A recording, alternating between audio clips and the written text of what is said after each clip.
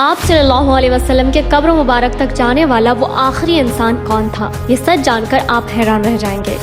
پچھلے 550 سالوں میں دنیا کا کوئی بھی طاقت ترین بادشاہ اس مقدس حجرے کے اندر نہیں جا سکا، لیکن تاریخ میں خوش نصیب انسان ایسا بھی گزرا ہے جسے اندر جانے کی سعادت ملی، اور جب وہ اندر گئے تو انہوں نے ایک ایسا معجزہ دیکھا جس نے سب کو حیران کر دیا۔ یہ واقعہ ہے 881 ہجری کا، جب حجرے شریف کی پرانی دیواروں میں دراریں آ گئی تھی۔ اس وقت مدینہ کے مفتی علامہ نور الدین سمہودی رحمۃ اللہ کی نگرانی میں مرمت کا کام شروع ہوا۔ انہوں نے اپنی مستند کتاب وفاء الوفا میں لکھا ہے کہ جب وہ اصل حجرے مبارک کے اندر پہنچے تو وہاں سے ایک ایسی لاجواب خوشبو آ رہی تھی جو انہوں نے اپنی پوری زندگی میں پہلے کبھی محسوس نہیں کی تھی۔ اندر داخل ہوتے ہی انہوں نے سب سے پہلے رسول صلی اللہ علیہ وسلم پر سلام پیش کیا، پھر حضرت ابو بکر صدیق رضی اللہ تعالیٰ عنہ پر اور حضرت عمر فاروق رضی اللہ تعالیٰ عنہ پر سلام پیش کیا۔